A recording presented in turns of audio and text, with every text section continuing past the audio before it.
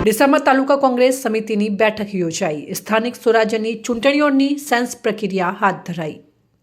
ડીસાના અખોલ 4 રસ્તા પર ભીલડી રોડ પર આવેલ જૈન વિહાર ધામમાં શુક્રવારે ડીસા તાલુકા કોંગ્રેસ સમિતિ દ્વારા બેઠક યોજવામાં આવી, જેમાં સ્થાનિક સ્વરાજ્યની ચૂંટણીઓની સેન્સ પ્રક્રિયા હાથ ધરાઈ હતી।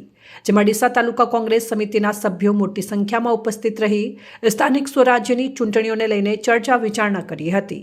જ્યારે બનાસકાંઠા કોંગ્રેસના સાંસદ જ્ઞાનીબેન ઠાકોરને ફુલહાર પહેરાવી શાલ ઓઢાડીને વિશેષ સન્માન કર્યું હતું, જ્યારે આવનાર મહેમાનોને ફુલહાર, પુષ્પગુચ્છ, શાલ ઓઢાડીને વિશેષ સન્માન કર્યું હતું।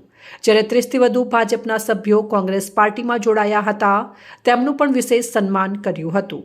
આ અંગે બનાસકાંઠા કોંગ્રેસના સાંસદ જ્ઞાનીબેન ઠાકોરે જણાવ્યું હતું કે ડીસા તાલુકા કોંગ્રેસ સમિતિ દ્વારા સ્થાનિક સ્વરાજ્યની ચૂંટણીઓમાં વધુમાં વધુ મતોથી જીત થાય તેવા પ્રયત્નો કરવા અને મોટામાં મોટા નેતા પણ જમીની સ્તર પર કોંગ્રેસને જીતાડવા માટે ઉતરશે તેમ જણાવ્યું હતું।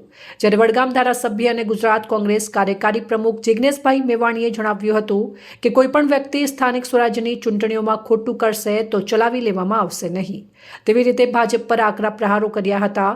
આ પ્રસંગે બનાસકાંઠા કોંગ્રેસના સાંસદ જ્ઞાનીબેન ઠાકોર, બનાસકાંઠા પ્રમુખ ગુલાબસિંહ રાજપૂત, વડગામ ધારાસભ્ય અને ગુજરાત કોંગ્રેસ કાર્યકારી પ્રમુખ જિગ્નેશભાઈ મેવાણી, પ્રભારી મુકેશભાઈ દેસાઈ, ડીસા તાલુકા પ્રમુખ ખેંગારભાઈ ચૌધરી, અજમલભાઈ રાનેરા, જયંતિભાઈ આંજણા, ડીસા તાલુકા કોંગ્રેસ મહામંત્રી શંકરભાઈ એમ ડાભી, કુંચાવાડા જિલ્લા પંચાયતના પ્રમુખ મોહનભાઈ રબારી, ડીસા તાલુકા કોંગ્રેસ પક્ષના સભ્યો, યુથ કોંગ્રેસના સભ્યો, મહિલા કોંગ્રેસના સભ્યો, NSUI અને સેવાદળના તમામ કાર્યકરો તેમજ પદાધિકારીઓ, પાર્ટીના વિચારક અને ઇચ્છુક ઉમેદવારો મોટી સંખ્યામાં ઉપસ્થિત રહી કાર્યક્રમને સફળ બનાવ્યો હતો।